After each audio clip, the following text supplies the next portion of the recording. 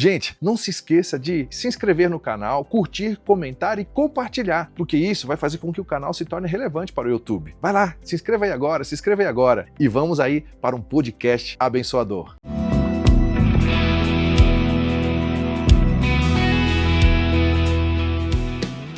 Shalom, queridos irmãos, a paz do Senhor. Nós estamos aqui mais uma vez para sermos tremendamente abençoados através da vida de homens de Deus. Aí, no caso, hoje, eu estou aqui com meu amigo, o apóstolo Nailton, e eu creio que hoje o que ele irá compartilhar comigo e com você irá nos abençoar de uma forma muito tremenda e muito poderosa.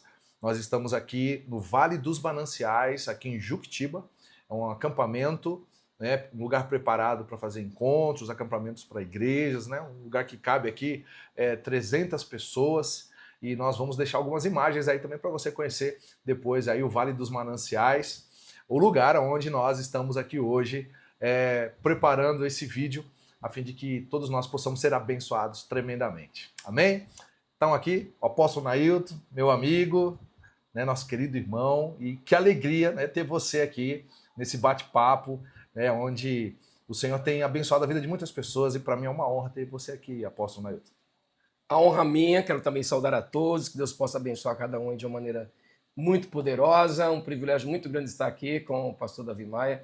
Na verdade, o Davi Maia tem uma unção apostólica e profética, para todos que já o conhecem, e a honra é minha de poder estar aqui compartilhando desse tempo aqui. Espero que edifique a todos aí, em nome do Senhor Jesus. Ah, com certeza. O apóstolo Nailton tem uma história incrível, um homem de Deus mesmo, que Deus tem usado aí em diversos lugares. Então hoje você vai poder ouvir essa história, que eu tenho certeza que vai ser tremendo. Então eu já vou pedir algo para você. Não esqueça de comentar, né, de compartilhar e curtir, porque tudo isso nos ajuda também a propagar esse testemunho, essa conversa.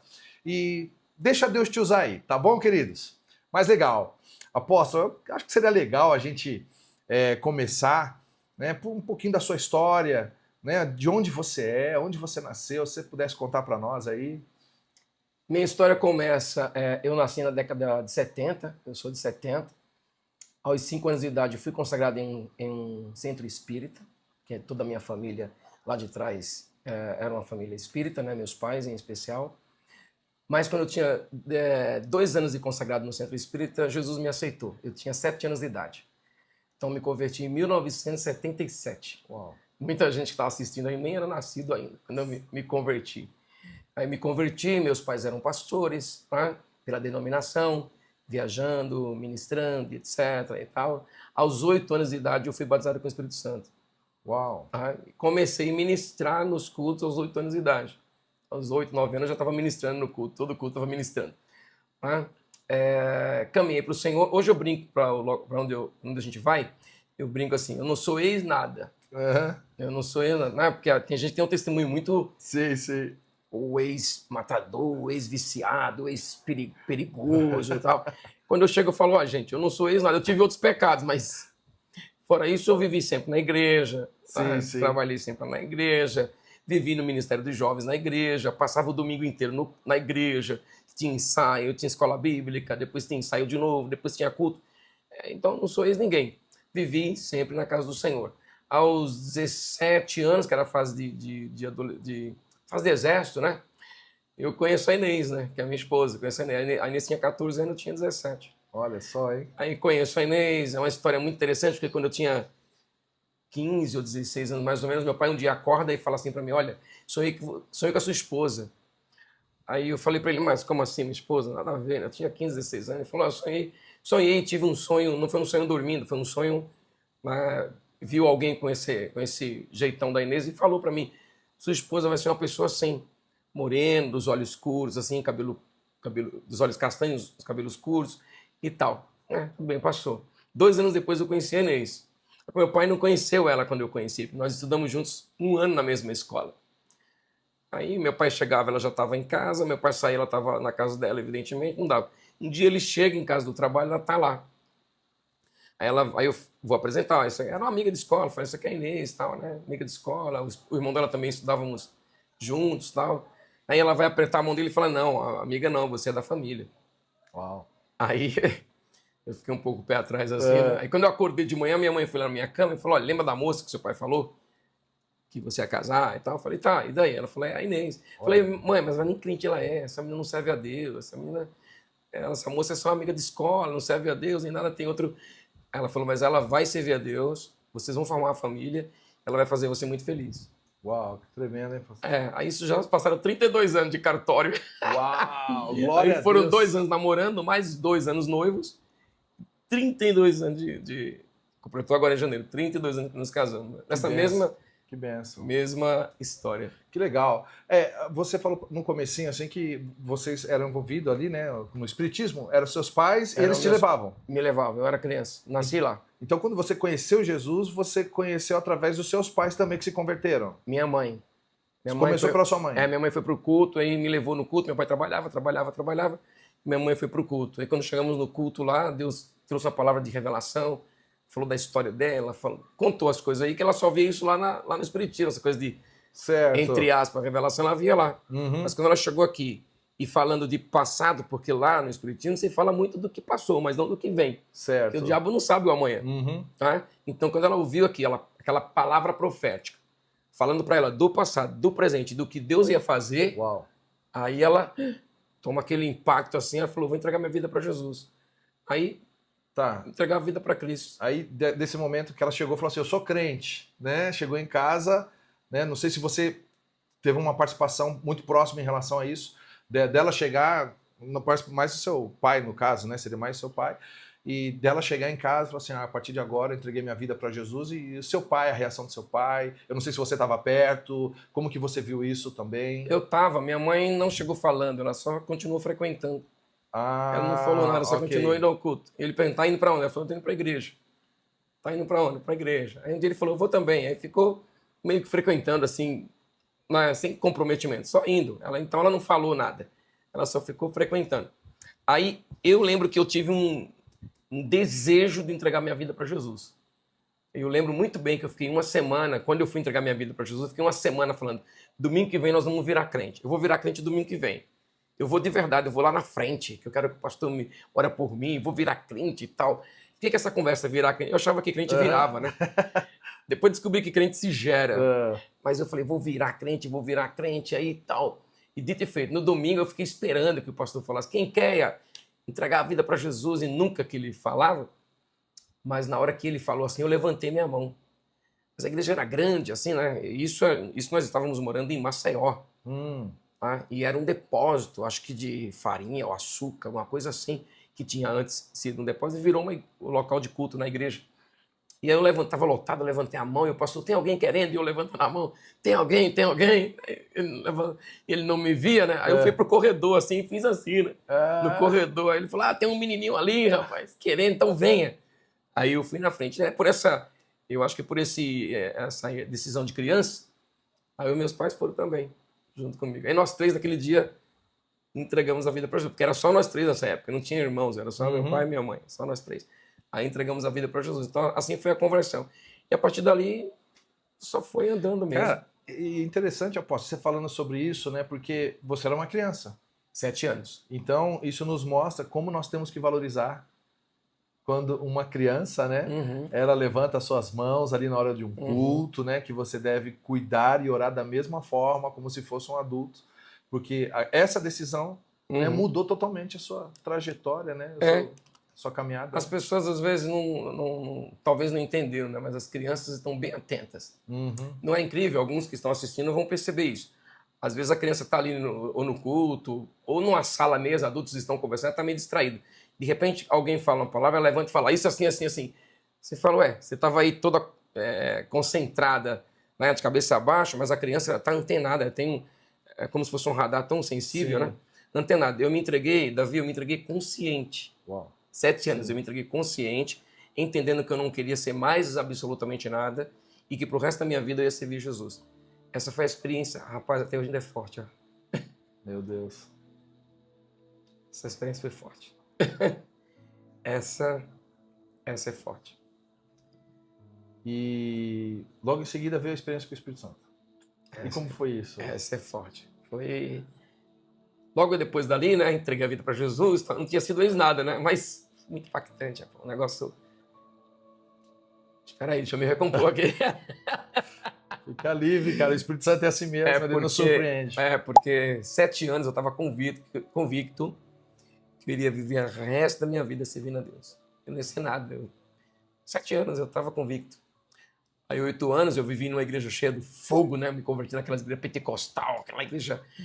8 anos eu estava lá no meio de aquele vigília toda semana, vigília de oração toda sexta e sábado, vigília de oração, de joelho da meia-noite às 5. Toda semana, joelho, busca por Deus. Teve jeito, né? 8 anos de idade. Sim. Fui cheio de Deus, mas ele veio com força. Oxe, outro grupo de criança veio. Aí eu acho que quando eu tinha uns 12 ou 13 anos depois, meu pai me colocou numa aula de violão, para eu estudar o violão, né? Aí estudei um pouquinho de violão, acho que passei 1 ano estudando violão só. Não me identifiquei muito na época, fiquei estudando um pouquinho. Mas esse impacto de entregar minha vida a Cristo foi talvez mais forte do que o batismo com o Espírito Santo. Uau. Porque foi assim, uma questão de... como se Deus me ministrasse. Né? Você não vai ser mais nada. Você não vai servir a mais ninguém, ponto. Vai ser assim pro resto da vida. Foi um negócio que hoje eu penso que quando Deus faz isso com alguém, eu não volto pro mundo nunca mais. Literalmente, eu costumo dizer que as pessoas que ouvem a voz de Deus, né, ela realmente ouviu a voz de Deus, essa pessoa ela é convicta de quem ela deve ser na caminhada e para quem vai servir pro resto da vida. E fica parecendo aquela canção, a gente cantou tantas vezes, né? Quem já pisou no Santo dos Santos, em outro lugar não preenche, né? Não tem outro local. Eu lembro quando eu tinha 14 anos, eu me esfriei, né? Fiquei frio, assim, do evangelho e tal. Aí falei pro meu pai, com todo carinho, meus pais nordestinos, né? Minha mãe já está com o Senhor já há 6 anos. Mas eu fui com todo cuidado, assim, falei, não quero mais ser crente, não. Mas os meus pais falaram, é o seguinte, então, você não quer mais? Eu falei, não gostaria mais, não. O pessoal tá rindo de mim na escola, meus amigos, né? Aí ele falou, tudo bem, pode ficar sem ser crente. Mas enquanto você morar aqui, você vai pra igreja todo dia comigo. Eu que pago a conta, né? Então, quem paga a conta, quem manda. Então, tá debaixo desse teto, né? Eu falei, então, aqui nós todos somos. Quando você tiver sua casa, se você não quiser ser mais, aí tudo bem, eu sim. Não ligo, não. Aí eu ia pra ele, e o culto era todo dia.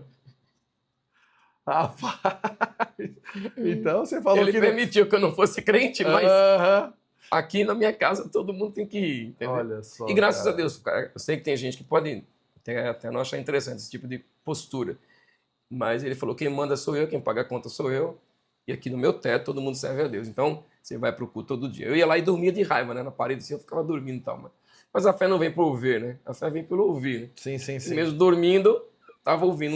Um ano depois, sem ter ido numa balada, sem ter se drogado, sem ter nada, eu voltei para Jesus sem ter saído. Eu voltei para Jesus sem ter saído da igreja. Me rendo, vai. Sim.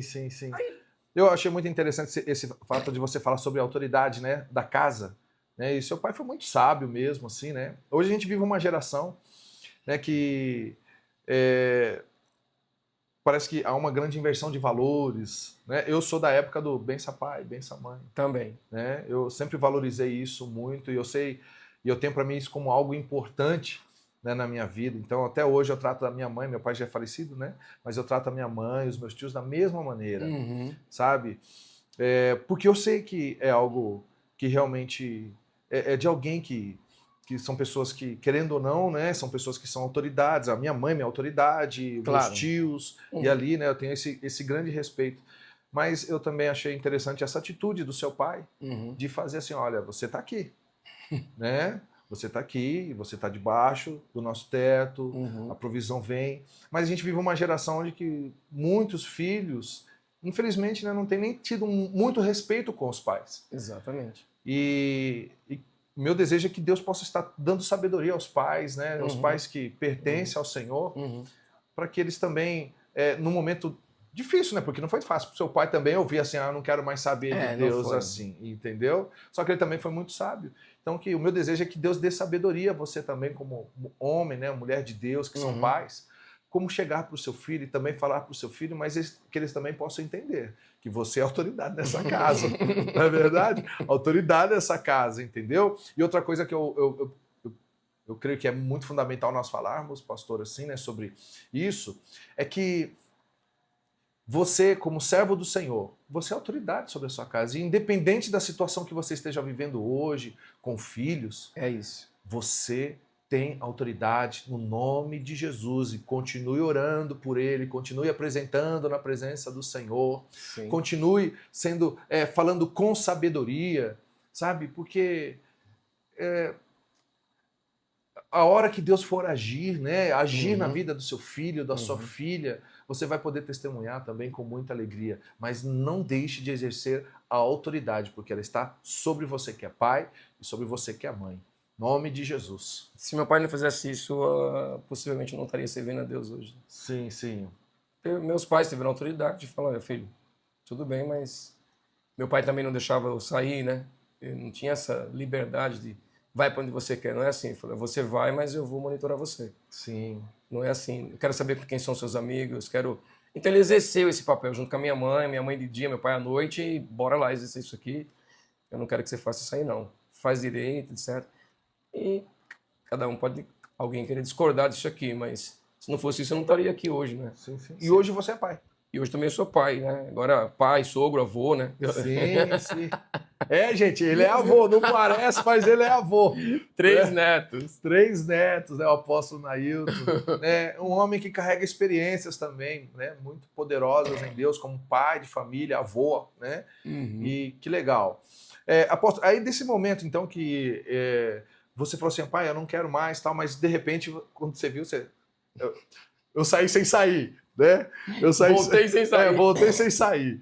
Né? Aí, de repente, então, esse retorno mesmo de cair, não, aqui é o meu lugar realmente, como que foi isso daí também? Eu voltei, sempre quando tem aqueles apelos de voltar, eu fiquei com vergonha, né? Final de culto, quem quer voltar para Jesus, quem quer entregar a vida, então eu fiquei com vergonha de levantar a mão, assim, né? Aí eu lembro que meu pai falou assim, domingo que vem você quer voltar? Eu falei, eu quero. Eu nem tinha saído, mas eu queria voltar. Você quer voltar? Eu falei, quero. Ele falou, então tem que ir na frente, é bom que você vá na frente, você faça essa demonstração pública, né? Todo mundo me conhecia lá e me chamava de pastorzinho. Todo mundo, ô pastorzinho, vai voltar para Jesus? Pastorzinho desviado, né? Fogo. Sim. Aí eu falei, tá bom, vou. Aí no domingo teve o apelo, meu pai ficou me olhando de lá, né? O pastor fez o apelo, não foi meu pai que pregou. O pastor fez o apelo, meu pai de lá ficou olhando, acenou, aí eu fiz que não. Eu tava com vergonha, tal, né? Aí voltamos para casa, ele, mas o que aconteceu? Eu falei, fiquei com vergonha. Ele falou, domingo que vem, então você vai. Se você tiver com vergonha, eu vou sair de lá, eu venho até você, a gente vai junto. Aí eu falei, então tá bom. Aí ficamos combinando assim. E quando o pastor fez o apelo, eu fiquei com vergonha de novo. E um pastor, né, na denominação, onde estava meu pai ali, sair de lá daquele altar, vinha aqui perto de mim, isso mostrava que ele estava em pecado. Isso era quase que a congregação interpretava mal esse comportamento. Quem quer entregar para Jesus? Aí o pastor está lá em cima e vai entregar a vida para Jesus. Tinha uma má interpretação nisso. Meu pai não ligou para isso não. Aí, que legal. Quando eu estava meio com vergonha assim, ele falou, e aí? Tal. Eu falei, meio assim, né? Aí ele saiu de lá, veio até onde eu estava, parou perto de mim e falou, quer? Levanta a mão que eu vou com você. Aí eu levanto a mão e ele vai comigo. Que legal, cara. Aí fomos nós dois se reconciliar. Ele se reconciliando sem ter se afastado e eu voltando sem ter saído. Aí ali eu peguei firme, né? Sim. Comecei no louvor lá com todo mundo. Aí comecei a tocar a guitarra a gente chamava de base, né? Aí comecei a fazer a base lá na igreja, tal, fazer aquela coisa. E vocês ainda estavam lá no Nordeste, nesse período ainda? Tudo isso aconteceu Tava no Nordeste. Tava no Nordeste, tava lá.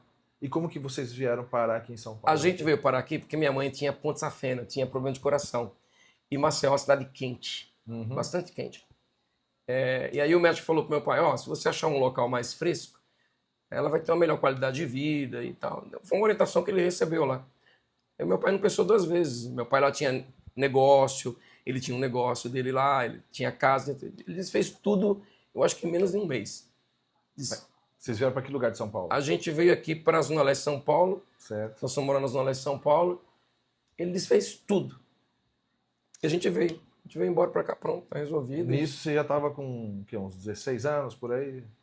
Mais ou menos. Era mais ou menos. Eu acho que eu tinha 15 anos, por aí. Mais ou menos. Mais ou menos. E essa mudança para você, assim, como que foi? De encarar São Paulo, porque São Paulo é totalmente diferente, né? Não senti nada. Davi, não senti nada. Eu só queria estar com os meus pais. Eu fui sempre uma pessoa muito simples. Muito. Então eu não senti nada. A única coisa que eu falo hoje, eu conto para todo mundo, é que eu não tenho amigo de infância. Eu ia perguntar justamente sobre isso que você conversou comigo. Eu não tenho amigo, eu te falei isso, eu não tenho amigo de infância. Aquele meu amigo, quando a gente tinha 10 anos, a gente brincava junto, eu não tenho esse amigo de infância porque, primeiro, lá em Maceió, meu pai estava meio que andando, supervisionando congregações e tal, pela denominação. Então, vira e mexe, tinha que mudar. Segundo, meu pai gostava de mudar. Certo. Ele gostava, falou, eu quero morar naquele bairro, eu quero morar ali. Tem que ser igual, cada um com seu jeitão, né? Tanto que hoje eu não gosto de mudar. Eu falo, eu quero ficar na minha casa, eu falo, não quero mudar. E aí, quando ele pensa nessa vinda aqui para São Paulo, eu não tenho um problema muito grande com isso. Eu só não tenho amigos, mas só, né? Sim, sim. Mas isso te afetou assim? Não. Também não? Não, eu sempre fui alguém ligado aos meus pais. Falei, tá bom, meus pais estão aqui, eu tô bem também, tá tudo ótimo. A gente bora de boa e fui avançando aqui sem traumas, por assim dizer, né? Sim. Você foi mergulhando na música também na igreja, né? E como que foi isso daí, né? Ele é um baixista virtual, né? Ele fala assim, Davi, eu vou tocar com você. Então eu só vejo virtualmente, né? No pensamento, que eu nunca vi ele com baixo, mas é um excelente baixista. Mas fala pra mim aí. Quando eu volto, aí meu pai de novo me incentiva com a questão do violão, tá? E aí foi nessa hora que ele me incentiva com o violão, eu fiquei estudando. Aqui vocês ficaram na Assembleia de Deus? Aqui... Quando vocês voltaram? Era Assembleia de Deus. Lá em Maceió, ele bota um ano para estudar violão. Aí eu estudo esse violão com um cara bom da cidade. Era particular a aula. O cara vinha, me dava aula e depois parei. Quando eu volto, eu falo, agora eu vou tocar e fiquei com a guitarra, fazendo aquela guitarra chamada guitarra base. O Jaqueline, né? Eu fiquei tocando lá. E aí um dos meninos lá, do jovem, falou, me ensina a tocar aí. E aquela fase de orgulho, soberbo, eu falei, eu não vou ensinar nada, não. Não, você vai aprender, vai tomar meu lugar, e ficar aquela coisa boba, tá? Só que o menino era esforçado, ele aprendeu sem eu ensinar. Ele aprendeu me olhando, ele ficava olhando, aí chegava em casa, ele fazia. Na época vendia revistinha nas bancas de revista, vendia revistinhas com as cifras e tal. Aí ele ficava me olhando, aí ele chegou em casa, aí um dia ele chegou na igreja e falou, essas músicas que eu tô tocando, eu já sei tocar todas. Uau. Eu falei, sabe nada. Aí eu meio desdenhando do meu amigo, falei, então toca aí. Aí naquele dia ele tocou todas e eu fiquei só olhando, né?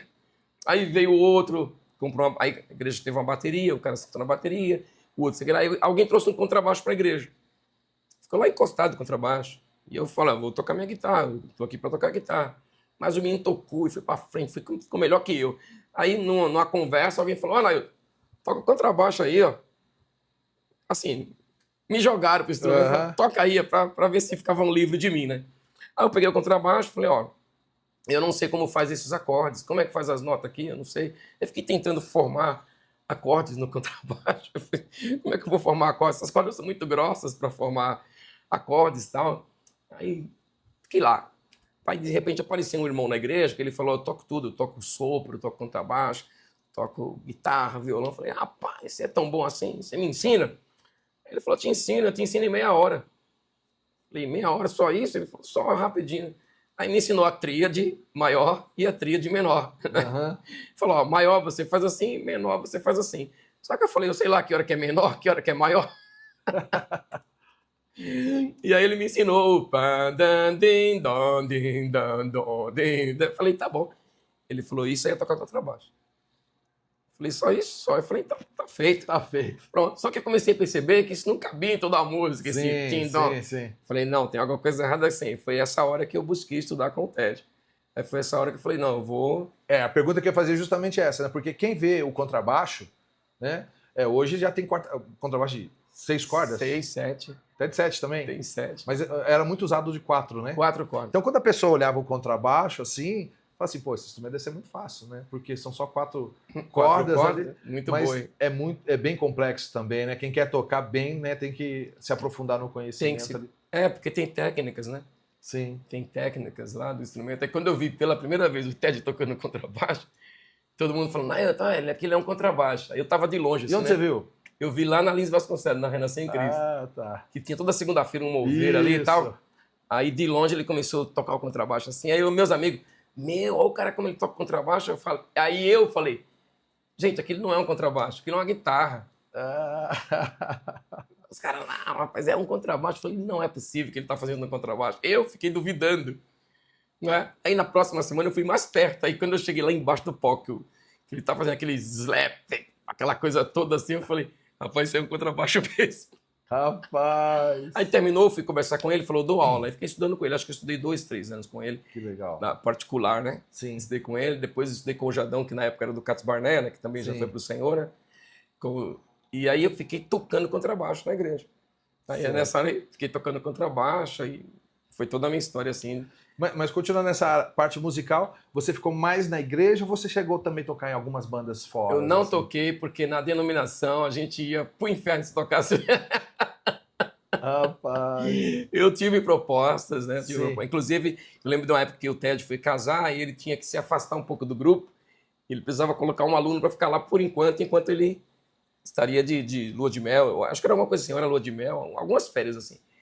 E eu era um dos caras que eu fiquei interessado, né? Eu falei, poxa, né? Eu vou ficar ali. Quer dizer, era muito para mim assumir substituir, né? O meu professor e tal, né? E lembro que na época quem foi um primo de um irmão lá do nosso bairro, que substituiu ele um pouco lá, que também era um cara parecido com o que ele fazia e tal. Eu também fazia, só que eu me senti muito... É demais pro meu tamanho essa coisa toda de substituir essa pessoa aí. Então eu não toquei. Na época também tinha a banda Troad. O Troad, né? O Troad, a banda Troad teve uma necessidade de um baixista na época. E eu fiquei querendo me candidatar para... Mas na igreja falava muito essa questão, né? Olha, cuidado com o mundo, né? Vai pro inferno. E o diabo, aquela coisa toda. Eu fiquei só tocando na igreja e cheguei a gravar com um pastor lá da cidade de Santos, gravei contrabaixo para ele e tal. E aí logo fui pastorear. Não fui, nem foi opção minha, fui pastorear e aí comecei a tocar contrabaixo. E pastorei foi deixando o contrabaixo de lado. Tá, mas nesse período você já tinha conhecido a pastora? A Inês? A Inês? Já tinha a conhecido? Inês me conheceu, eu estava tocando contrabaixo. A Inês me conheceu, eu estava tocando contrabaixo. Sim. Aí veio o pastoreio depois. Depois o pastoreio veio nessa mesma denominação ou Deus te deu uma direção para Não, veio numa denominação diferente. Era uma denominação diferente. A gente estava lá na igreja de Raiz. Né? Na verdade, eu me converti na igreja de Deus e Amor, em 77. Depois, quando chegou em São Paulo, a gente foi na Assembleia de Deus. Aí fiz meus cursos de pastor, eu fiz na Assembleia de Deus, né? No ETAD, né? Que é o Instituto Teológico da Assembleia de Básico Deus. em Teologia e tudo mais, né? Aí depois a gente estava servindo na igreja local lá do bairro. E aí foi quando surgiu assim, precisamos pastorear uma congregação, ninguém quer ir e tal. Gente, ninguém quer ir, alguém me ajuda, o pastor falou, alguém me ajude. Aí eu falei, aí a gente vai para lá.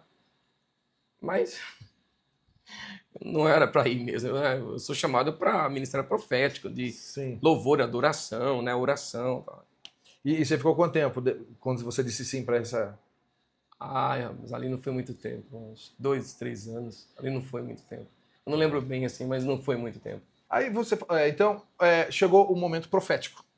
Chegou a identidade profética, né? Chegou e como foi essa conscientização que Deus... Você começou a entender, não, Deus ele quer me usar dessa maneira aqui. Mas, de repente, o lugar onde você estava, de repente, talvez não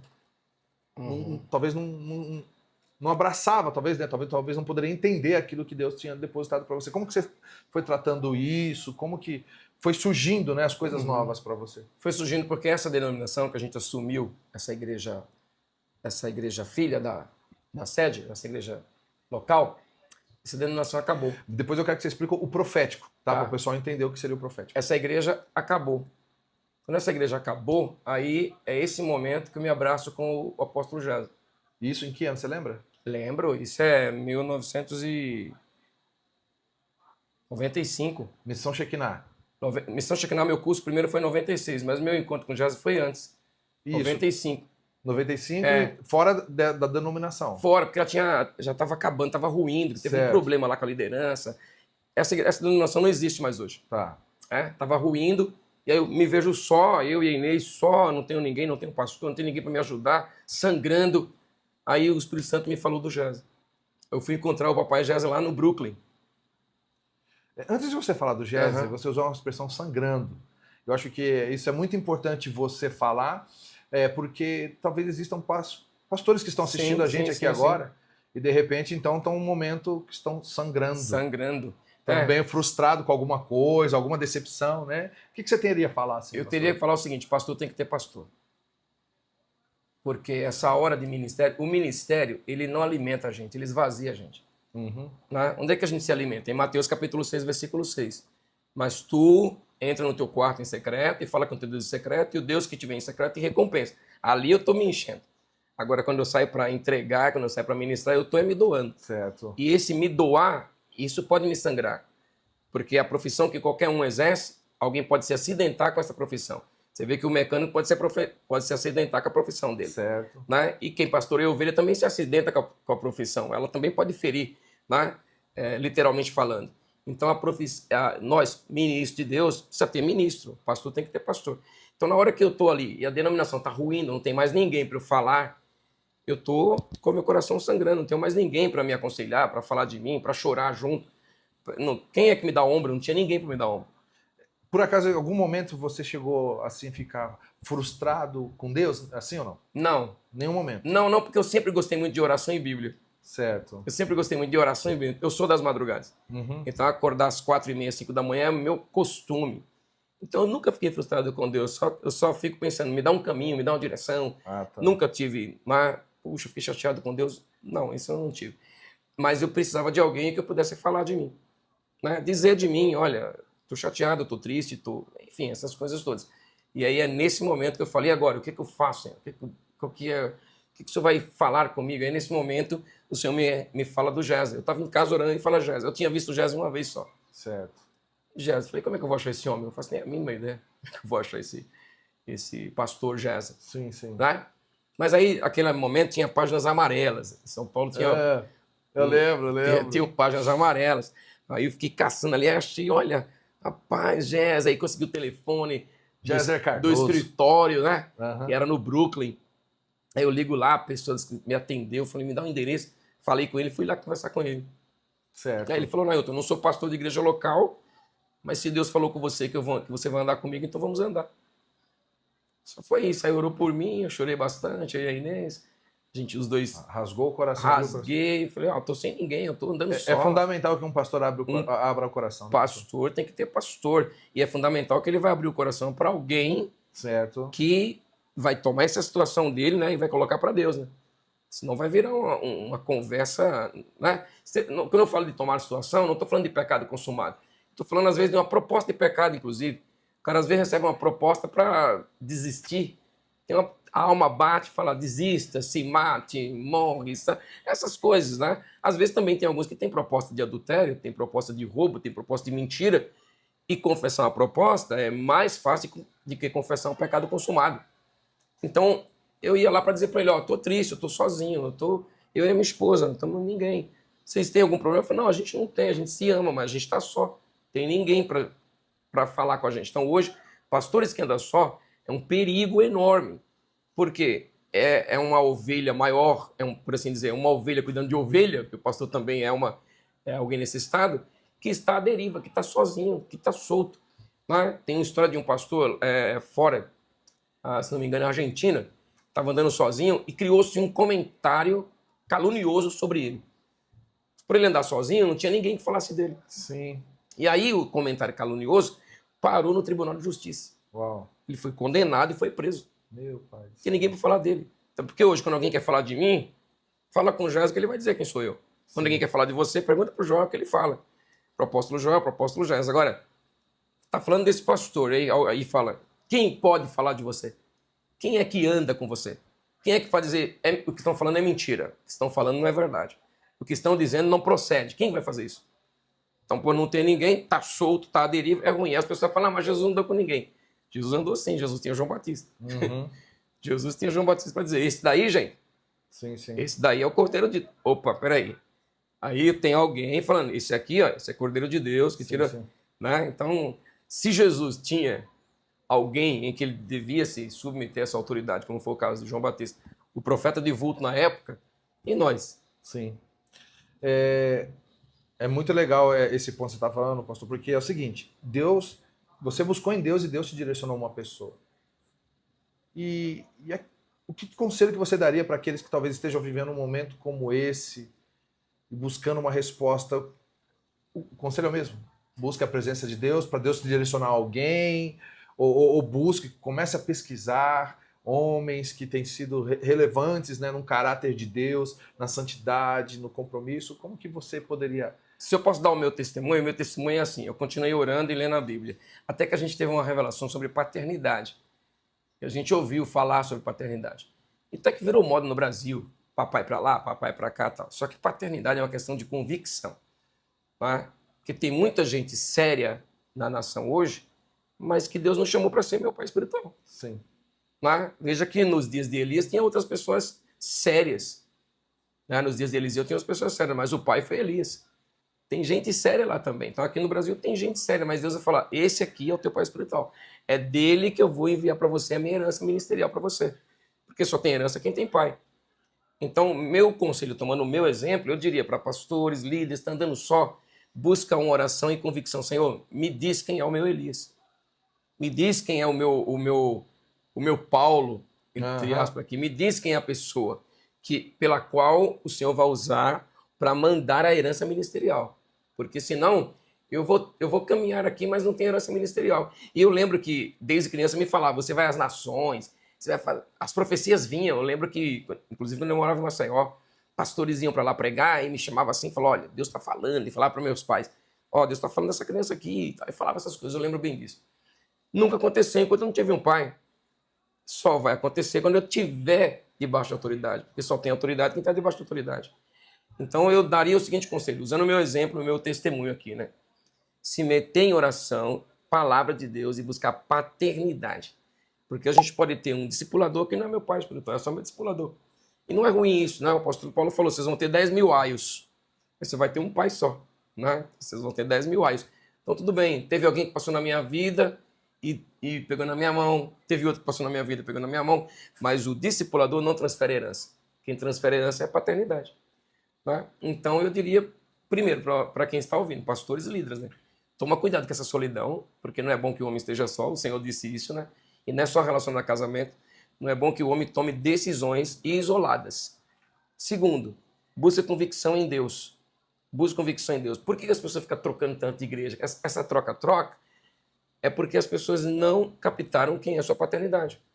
Que a hora que tiver uma revelação que esse aqui é meu pai, eu não troco mais de pai. Você já viu falar assim, esse aqui é meu ex-pai? Gostaria de apresentar aqui. Antigamente era fulano, agora é ciclano. Não existe ex-pai. Então, quando essa convicção vem, então não troco mais. E olha que eu já andei com gente assim, Davi, vultuosa, né? Aquela coisa toda, mas eu falei, meu Benirrinha é Gésia Cardoso. Sim.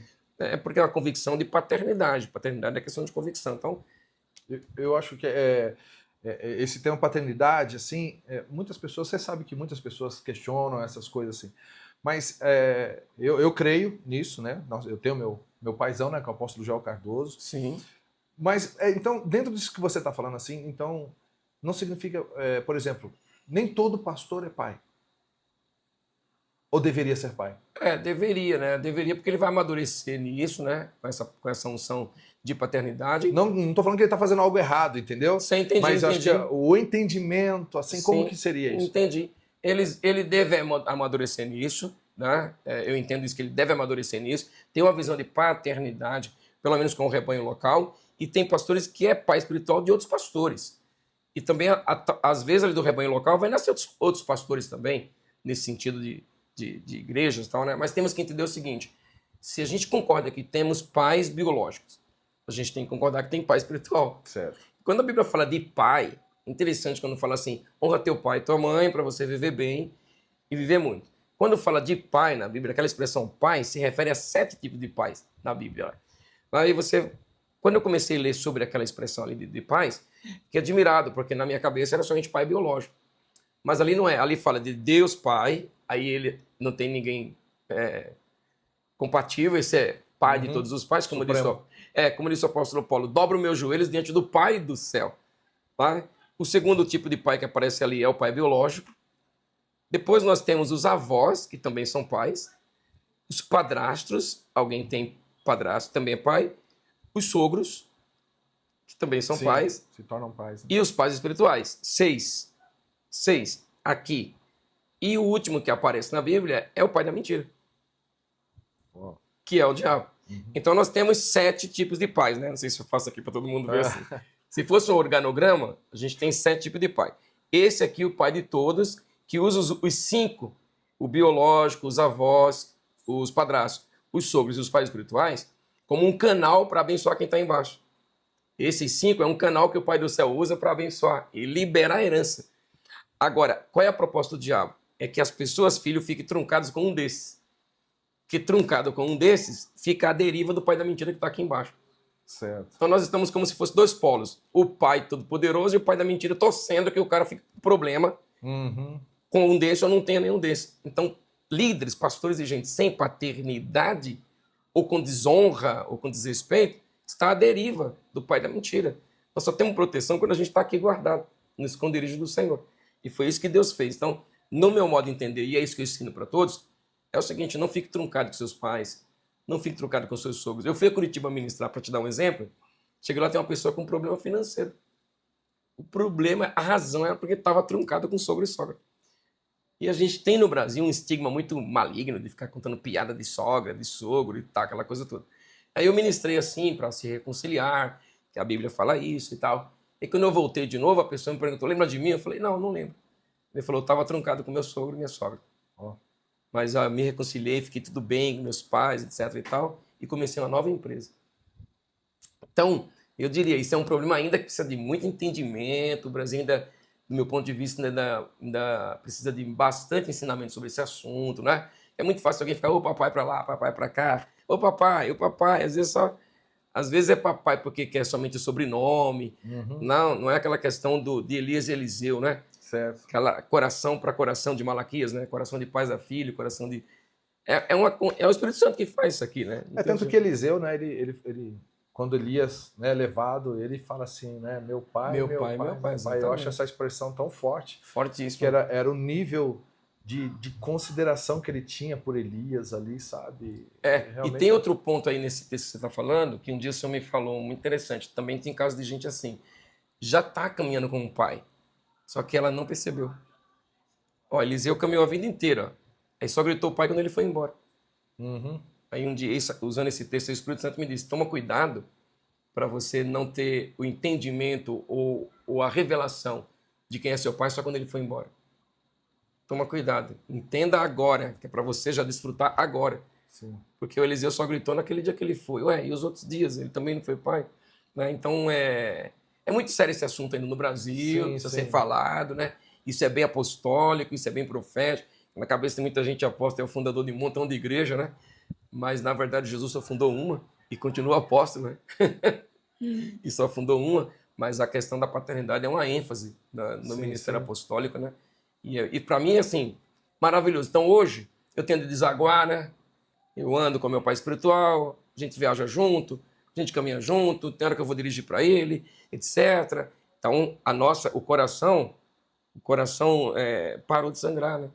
Para de sangrar, cicatriza, o fluir é outro, a situação é outra. Várias situações vão aparecendo na nossa vida que quer levar a gente a ficar frustrado.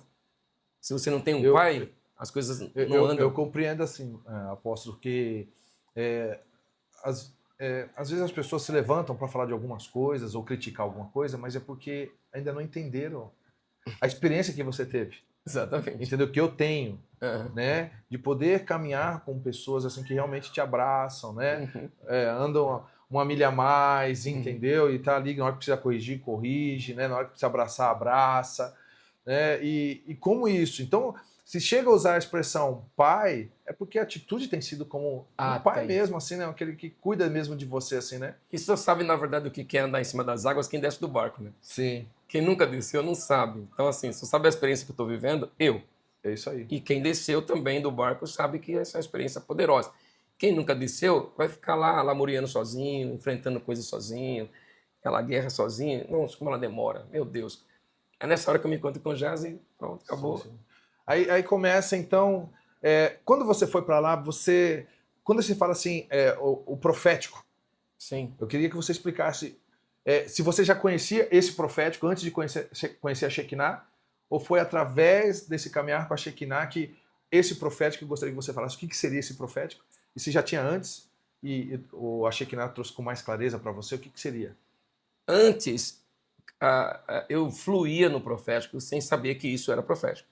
Né? Porque, como eu te falei, sempre fui amante de muita oração e palavra. Né? Quero ler a Bíblia toda, quero buscar as etimologias da palavra, eu gosto da etimologia, eu gosto do hebraico, do grego, eu estava lá. Mas eu não sabia que isso tinha a ver com o ministério de profetas.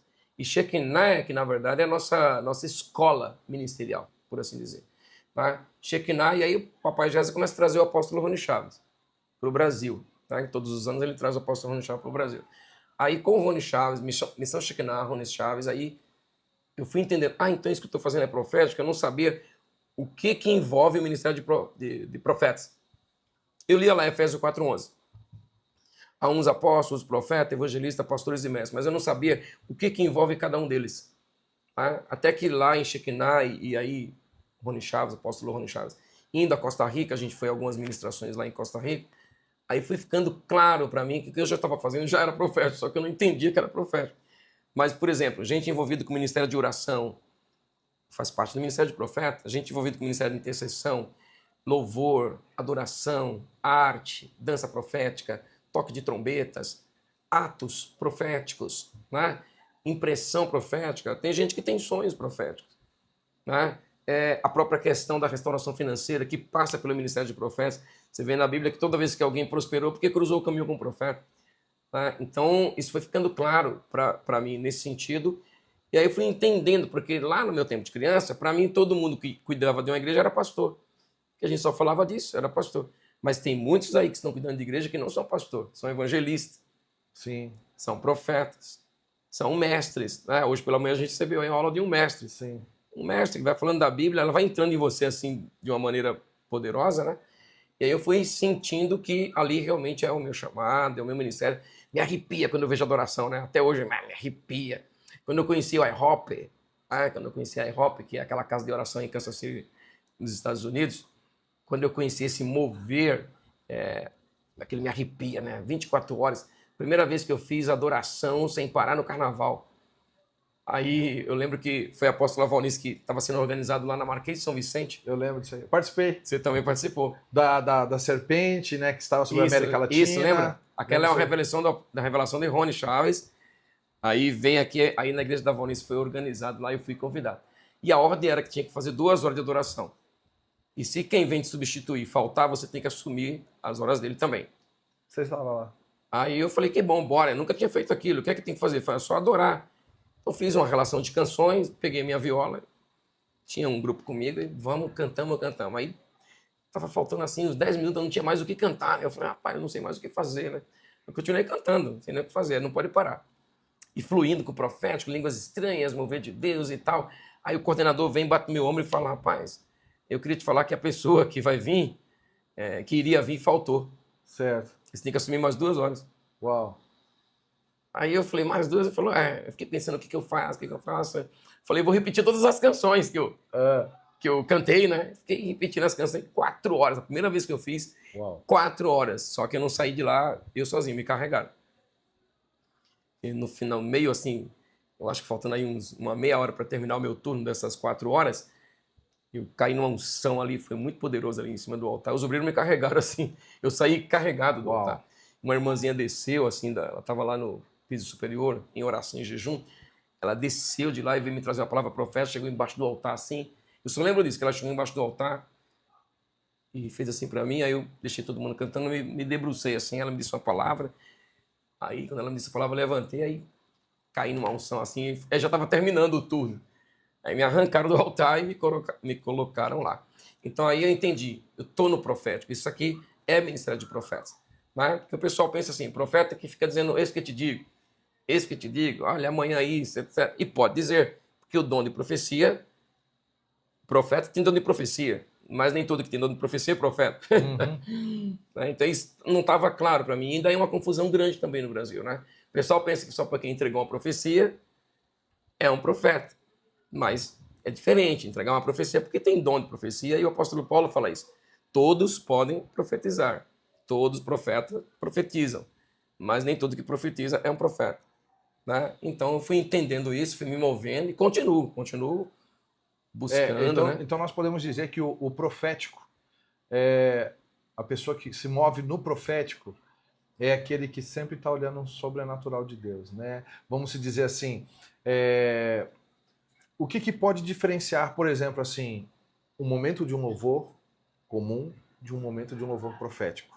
Meu ponto de vista, né? Davi instituiu o ministério profético da arte.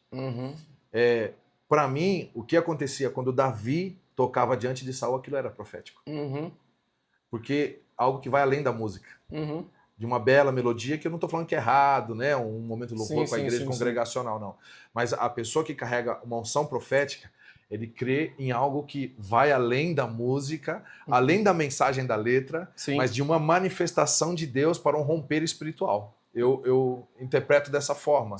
Uma das formas, né? Sim. Então, eu partilho também disso aí, no sentido de que lá atrás, quando criança, a gente fazia os louvores programadinhos. E não é ruim, ficava... Ó, depois disso vai ter guitarra, depois disso vai ter o solo disso, depois vai ter baixo. A gente fazia, tá tudo bem. Só que quando entra o profético, a gente está fazendo nossos ensaios para ter um entrosamento musical. Mas na hora da ministração do louvor, quem guia é o Espírito Santo. Pode ser que a gente lá no ensaio ensaiou e agora seria a hora da guitarra, mas ele fala, agora eu não quero que seja guitarra. Sim, sim. Agora eu não quero que seja guitarra. Agora total dependência. Aí ali o líder do louvor, a líder do louvor precisa estar muito sensível ao que o Espírito Santo quer que faça naquele momento. Aí isso é profético, do meu modo de pensar. Aí isso é profético. E aí quem está junto também tem que entender, porque senão, seria meu solo de guitarra agora, e agora você inventou de fazer esse negócio. Não fui eu que inventei isso. Quem está guiando o louvor aqui é o Senhor, como você está falando. O Davi ia lá diante de Saul, tocava rápido e o demônio ia embora. Isso não pode ser nada programado, que ele lá no ensaio, deixa eu ver, se eu fizer essa nota aqui o demônio vai sair. Tá? Não, pelo contrário, ele está todo dia junto com a malhada treinando a harpa, mas na hora de vamos ver, o Espírito Santo vai dizer, toca isso aqui agora. Eu lembro de uma pessoa endemoniada e a irmã, eu nunca tinha visto isso, uma ministração de libertação, a pessoa lá estava endemoniada e uma irmã veio cantando uma música, um cântico profético espiritual, o demônio foi embora. Cantando uma música espiritual, o demônio foi embora. Eu lembro que uma vez eu comecei a tocar, né? Nessa época eu estava só no violão mesmo. Eu queria cantar uma determinada música, não lembro qual era agora, mas eu não lembrei do começo da música de jeito nenhum, eu só lembrava do meio. E eu dava aquela introdução, tentando lembrar do... Falei, rapaz, eu não lembrava de jeito nenhum, eu só lembrava do meio. Eu falei, puxa vida, acho que vou trocar, né? Porque eu queria começar a música direitinho pelo começo e fiquei naquele, eu não lembrei de jeito nenhum. Eu falei, até agora que eu falei, vou tocar o que eu lembrei. Aí cantei o refrão da música, eu só lembrava do refrão. Aí cantei o refrão. Quando eu canto o refrão da música, quando são um negócio assim tal, o demônio caiu. Uau. Eu só cantei o refrão da música, aí fiquei olhando, o demônio estava lá, estribuchado lá.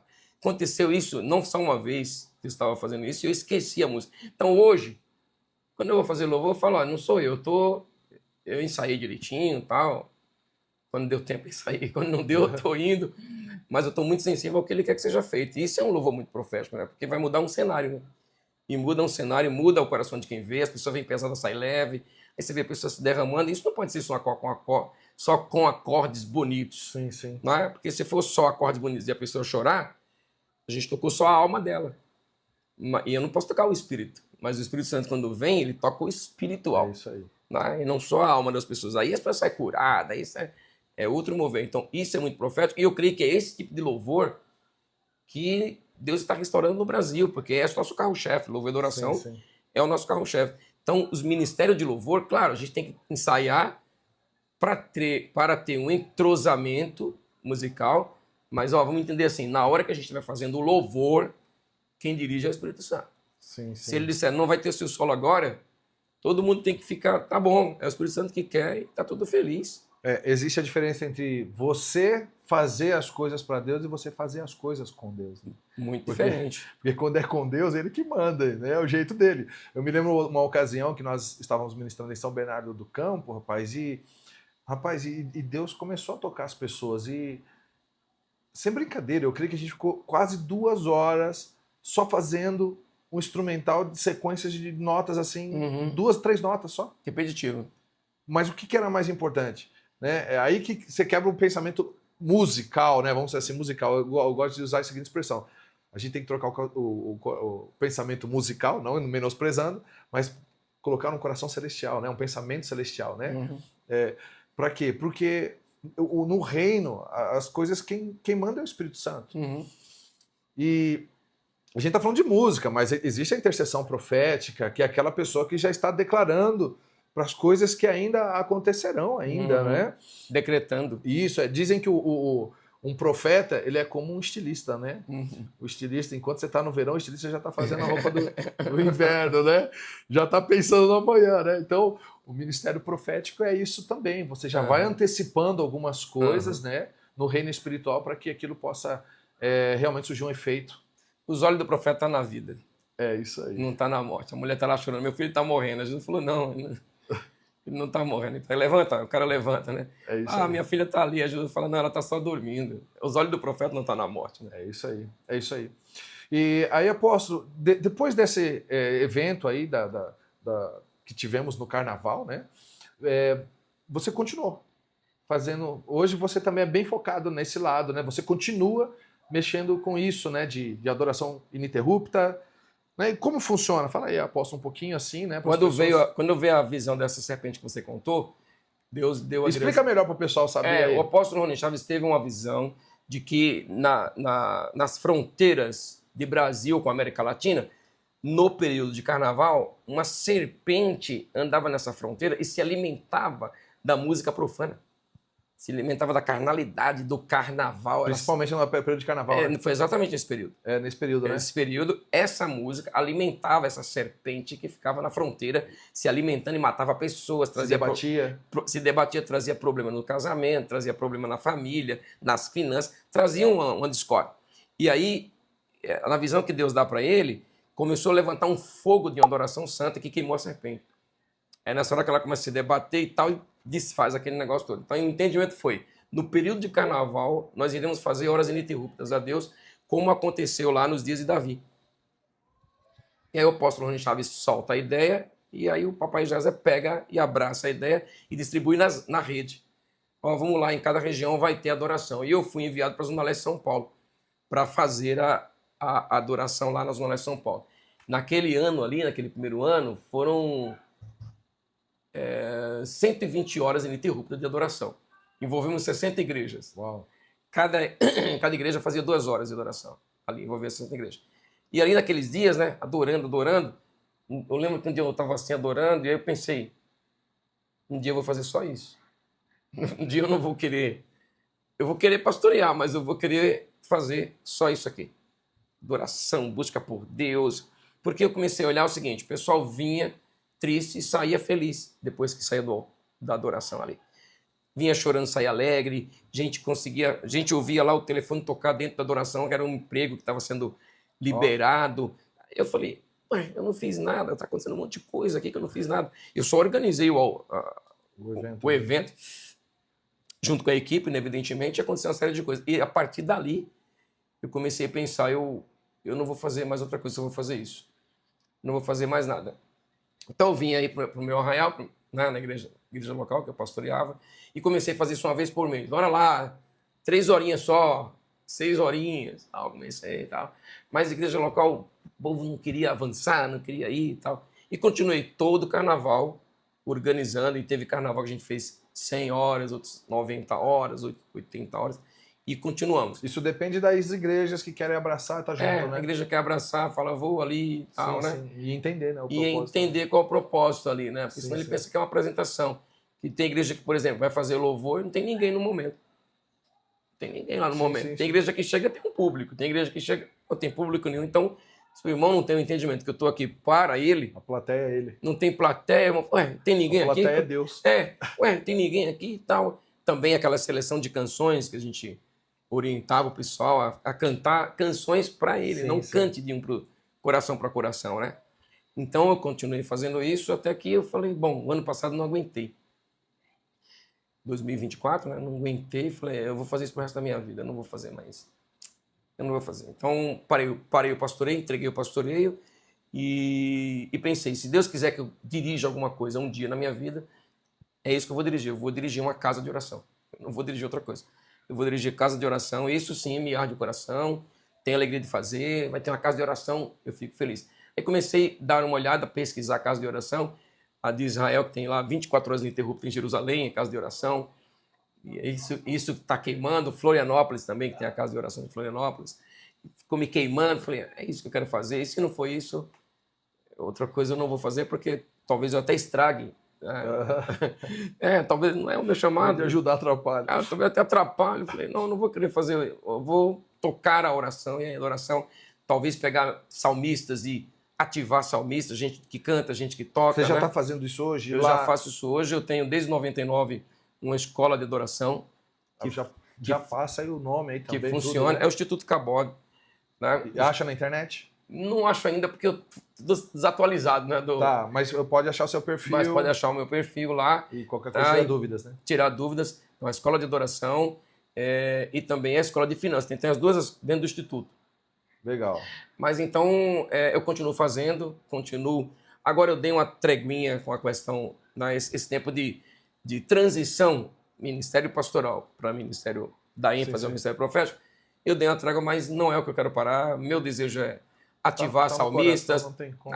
Quero ativar a adoração. Eu também coordeno lá o louvor do Imersão no último dia, né?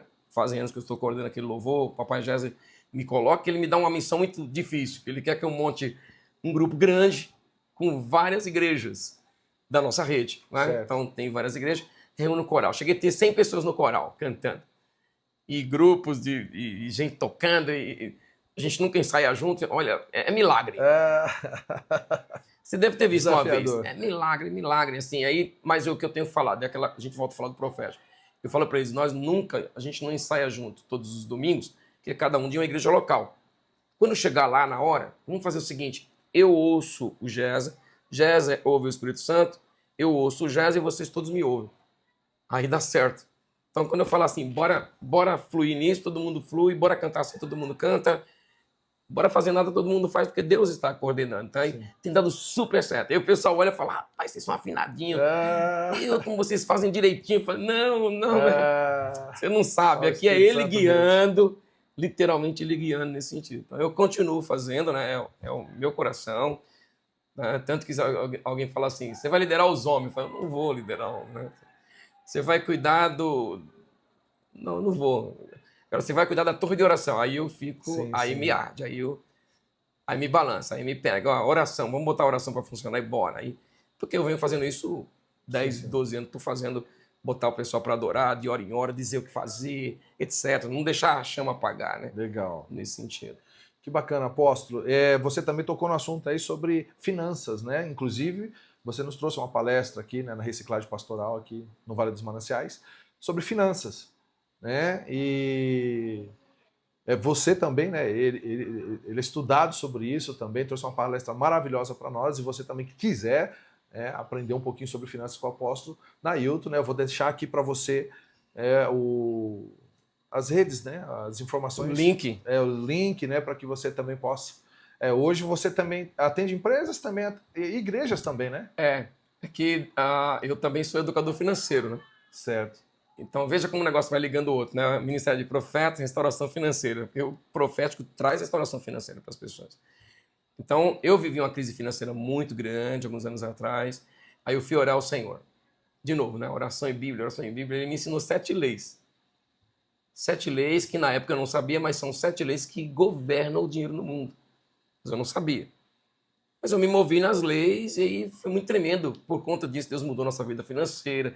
A gente foi a algumas nações da terra. E falei, que maravilha e tal. Só que o ano passado, eu falei para o Papai Jéssica, olha, me abençoa que eu vou fazer uma mentoria aí para entender essa tal o mercado financeiro, a parte técnica do dinheiro.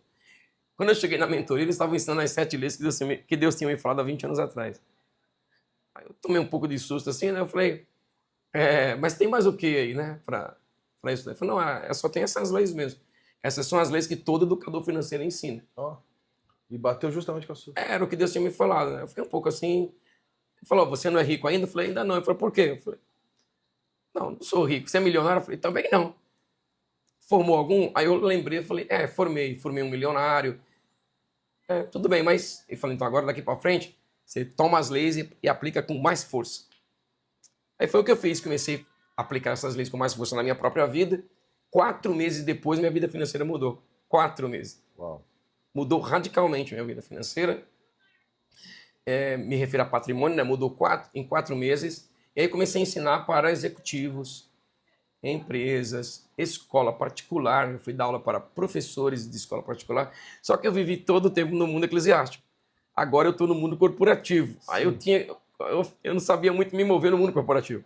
Eu sempre vivi dentro do mundo eclesiástico, Sim, ensinando, etc. E tal. Agora eu tinha que ter uma linguagem no mundo corporativo. Né? Mas deu tudo certo, fui no mundo corporativo e eu falo de educação financeira à luz da Bíblia. Sim. Tá?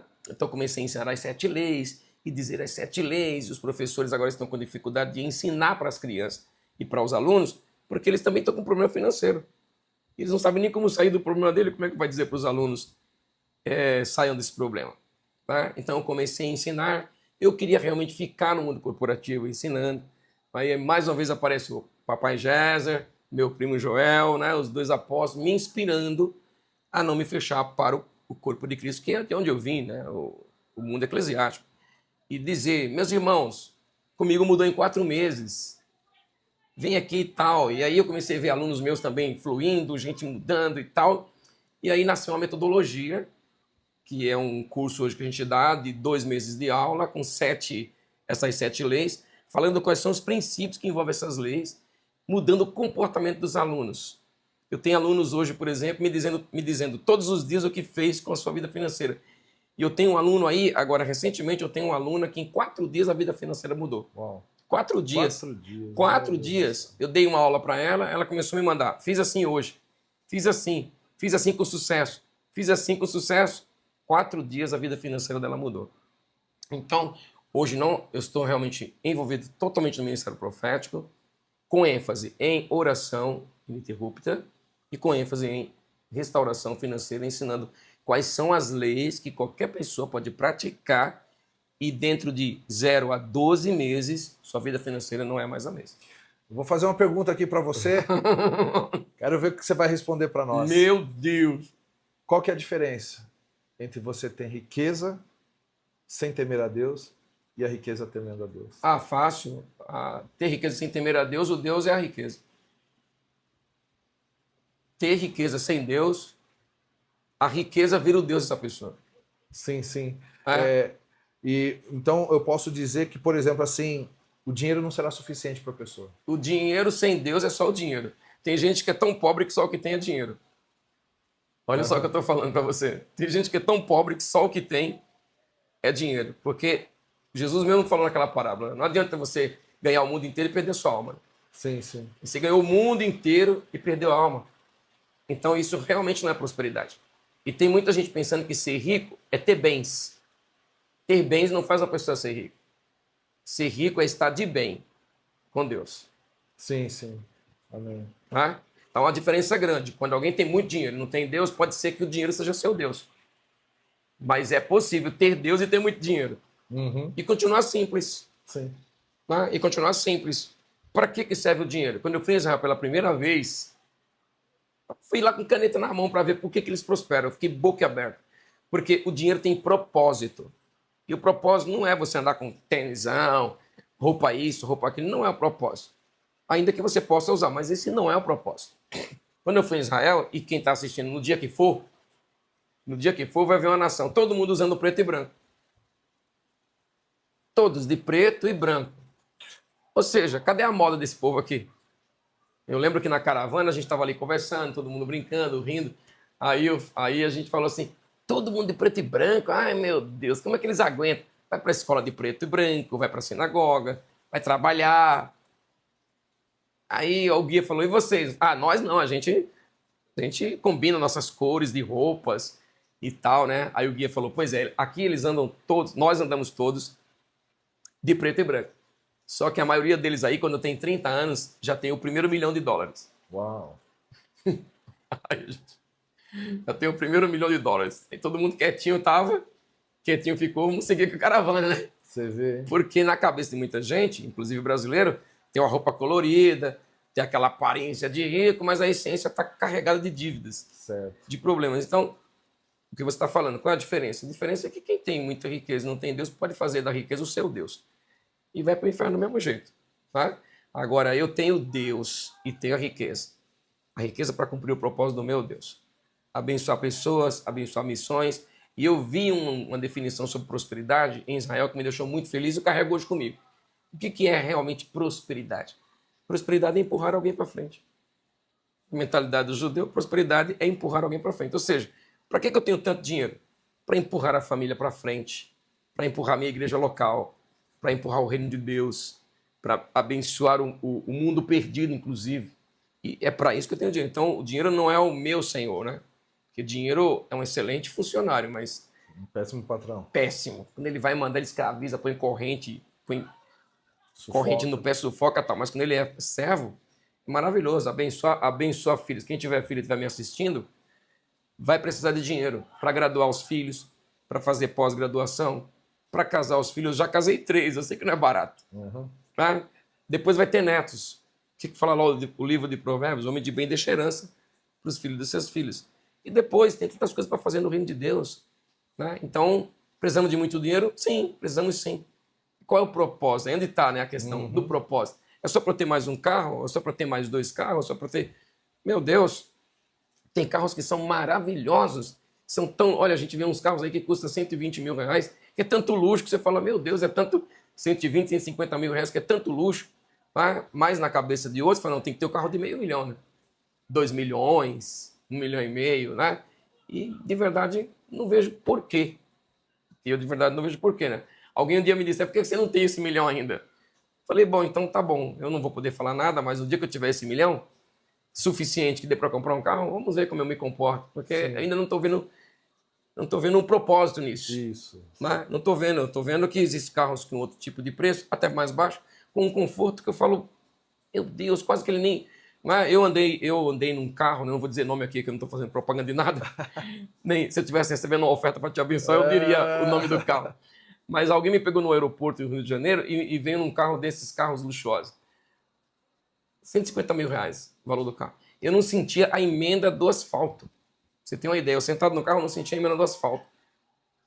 Nesse sentido, então, a riqueza com Deus, ela tem propósito. E o propósito é agradar o meu Deus. Né? Então tem muita coisa para fazer. Tem gente na igreja para casar, tem gente na igreja precisando de ajuda. Eu acho linda, se eu fosse ter um programa hoje, eu queria aquele programa que transforma as pessoas. Sim. Sabe aquele programa bonito assim, de achar o parente? Eu acho lindo esse programa. Aí achei o parente, a pessoa não viu o parente por anos.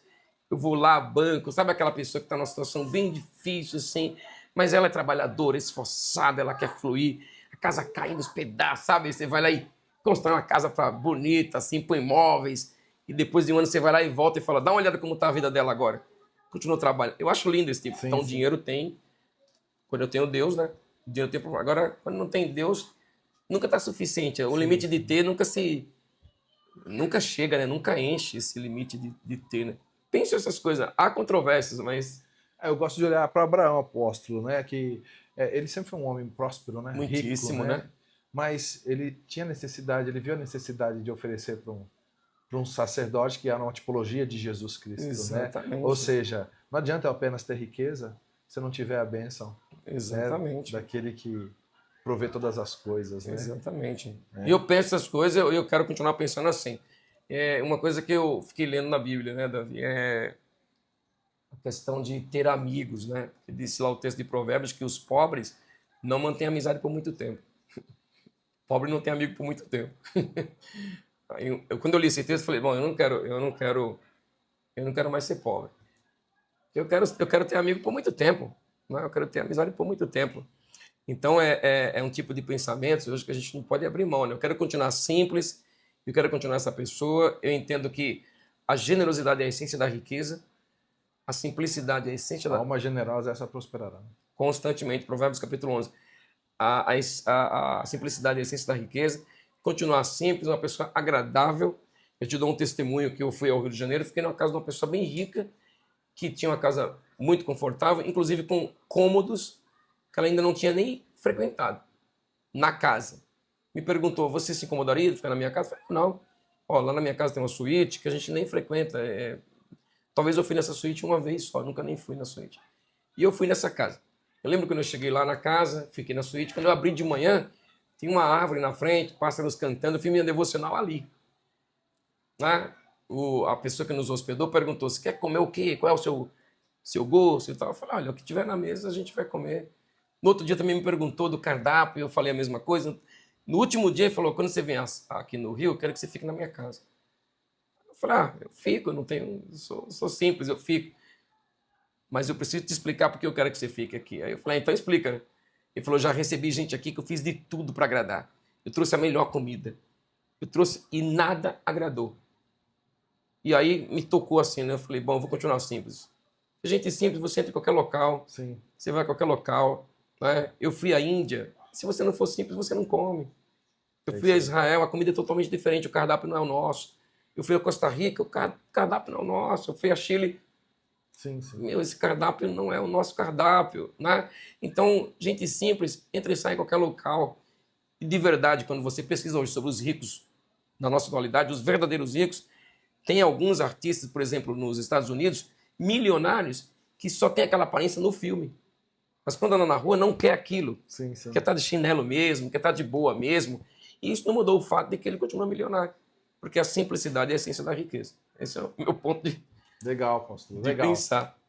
Nossa, gente, que bate-papo maravilhoso aqui com o apóstolo Nailton. Tenho certeza aqui que dá para se aprender muita coisa aqui nessa conversa. Mas eu gostaria, apóstolo, que você liberasse uma palavra para quem está assistindo aqui, né? Sim. E algo assim que você tiver no coração. Depois Tá. fazer uma oração também para a gente. Quando terminou o ano agora passado, 2024, e entramos em 2025, né? Numa das minhas orações assim, eu estava ministrando com o Senhor, né? Peguei minha violinha. Ora. Então, todo começo de ano, do 1º de janeiro até o último dia de março, eu faço 90 dias de jejum. Todo começo de ano eu faço isso. Que é um jejum assim, ouvindo Deus o que Ele quer que eu... O que Ele não quer que eu bote na minha mesa. Então, eu fico ouvindo o Senhor tal. Naquele dia específico, ele fala: nesse dia eu não quero isso. Né? Pode ter uma mesa cheia de todos os alimentos, mas ele fala: esse não. Por exemplo, ele fala para mim: hoje não vai ter feijão. Eu gosto bastante de feijão, né? Fala: hoje não. Então, tá bom, então hoje não vai ter feijão. Então, nesse tempo, eu estou ali orando ao Senhor, quando ele me falou de 2025. Uma das ênfases de 2025 é o ano da prata.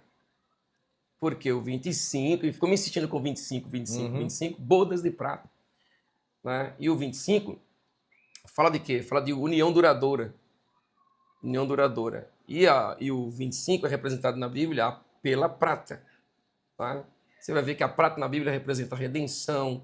Você vai ver que lá na visão de Daniel, a estátua tinha braço e peito de prata, cabeça de ouro, mas braço e peito de prata. Né? Falando de força, falando de sentimento. Então, o que eu tenho liberado e dito a todo local onde a gente vai é que esse é o ano da união duradoura de Cristo e a igreja. A igreja não terá outro noivo, não terá outro Cristo, não terá outro Deus. Nós não vamos nos prostrar para outro Deus, nós vamos adorar outro Deus. E essa união duradoura entre Cristo e a igreja, isso vai reverberar nos casais. Os casais terão aquele fogo ardente, aquela união duradoura. Né? Hoje a gente está em uma sociedade que eles costumam trocar, né? Toda hora fica trocando de parceiro, de gente e tal, aquela conversa de a fila andou, etc. e tal, né? Mas com essa unção do Senhor, os casais a cada dia vão se renovando. Né? Vão se renovando. Meu Deus, é como se pela primeira vez estivesse vendo aquela esposa, pela primeira vez vendo aquele esposo, aquele sentimento. Então, se eu pudesse liberar uma palavra para quem está aí recebendo, é que esse ano para você é o ano da prata, é o ano da união duradoura entre você e Cristo, e que isso se reverbera no teu casamento, e que possivelmente se reverbera outra vez para os teus filhos, e que os filhos vão olhar isso e falar: eu quero essa união que o papai e a mamãe têm com Deus, e ambos, e que vai afetar de maneira positiva também os filhos em nome do Senhor. Eu quero liberar essa palavra. E quem tiver um parente que está longe de Deus, já estava no altar, experimenta entregar uma oferta de resgate, que é uma oferta de prata, de Êxodo capítulo 30. Entregar a oferta da prata, dizendo: Senhor, eu estou entregando essa oferta de prata. E lá o texto de Êxodo 30, 15 diz: o rico não dará mais e o pobre não dará menos. Todos vão dar oferta de prata em resgate, para que a praga não chegue até a tua casa. Olha que forte o texto. Então, pode se entregar uma oferta de prata e falar: Senhor, eu estou te entregando em resgate da vida daquela pessoa. É um ato profético, né? Vai fazer. Então, gostaria de deixar essa palavra aqui para os irmãos. 2025, o ano da prata, o ano da união duradoura entre Cristo e a igreja, e que a gente chega no culto, a gente não quer ver pessoas, eu quero ver a glória de Deus. É isso aí. Eu quero ver a manifestação do Senhor. Pode ser que esteja uma criança pregando, pode ter um adulto. Pode ser que tenha... Não importa, eu só quero que ele se manifeste, só quero ele ali. Quando ele se manifesta, ele cura, restaura, traz libertação financeira. Casais entram querendo romper lá a aliança e se desfaz ali e fala, não, a gente vai junto mesmo, a gente vai envelhecer junto, a gente vai... Né? Filhos voltam para o Senhor. Eu quero a manifestação de Deus. Esse é o ano de 2025 e eu quero abençoar vocês com essa palavra em nome do Senhor. Amém. Glória a Deus. Toma posse aí, gente. Em nome do Senhor Jesus. Apóstolo, se quiser fazer uma oração. Vamos fazer sim. Primeiro eu quero te agradecer. Eu que agradeço. Né? Você reconhece uma unção que está sobre você, poderosa, que tem me tocado. O seu CD, se fosse um CD, tinha feito um buraco, de tanto que eu ouvi todas as manhãs, mas era pendrive. Né?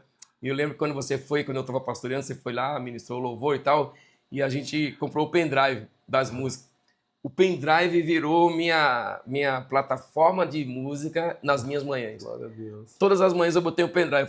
Eu falei para minha esposa, meu amor, se fosse um CD, tinha feito um buraco no meio, porque todo dia o pendrive estava lá, né? Glória a Deus. Então, quero te agradecer por isso, reconhecer a unção que está sobre você, essa unção apostólica, profética, essa unção de tocar as nações, de tocar pessoas, que tem tocado qualquer um de nós que se abre para essa unção e para esse mover, né? Você e tua família é um exemplo, é bênção demais ver Você que é uma grande bênção. Vocês no altar.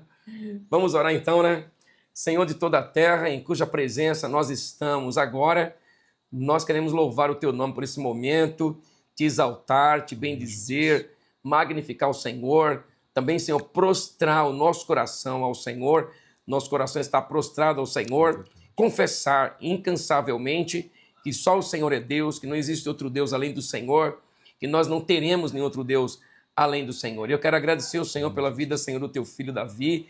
Ele é um profeta do Senhor, ele é um apóstolo de Deus, ele é ministro do teu altar, a família profética que o Senhor deu para ele. Muito obrigado pela vida dele, por aquilo que ele representa para a família, para a igreja local, para o corpo de Cristo, para tantos irmãos. Também todos que estão nos assistindo, decretamos o melhor do Senhor, decretamos da bênção de Deus, a bênção que enriquece e que não acrescenta dores, e que cada um, depois dessa transmissão, depois dessa live, depois desse momento aqui, recebam também do Senhor a porção que o Senhor reservou para cada um. E essa oração é que fazemos em nome de Jesus. Amém. Amém e amém. Glória a Deus. Apóstolo, eu que agradeço. Que honra tê-lo aqui. Honra para mim, ninguém vai mais de mim, a honra foi minha. Rapaz. Eu com, olha, profeta Davi Maia, rapaz, fazendo uma transmissão. Meu Deus do céu. Gente, como vocês sabem, né? Deus tem nos dado a oportunidade, assim como o apóstolo também, de estarmos em vários lugares. E eu coloquei no coração de poder já aproveitar essa oportunidade para conversar com os homens de Deus. Então você vai aqui, ó. Aqui tá, não sei se aqui dá para você ver, mas começou a chover, a gente está num ambiente meio aberto aqui, às vezes acontece, né? Porque não é num estúdio. Mas eu sei que isso também não vai atrapalhar você de receber aquilo que foi liberado, tá? Não esqueça de comentar, curtir, compartilhar. Como eu disse para você, vai nos ajudar a alcançar um número maior de pessoas. Tá bom, gente? Beijo! Fiquem na paz e até mais!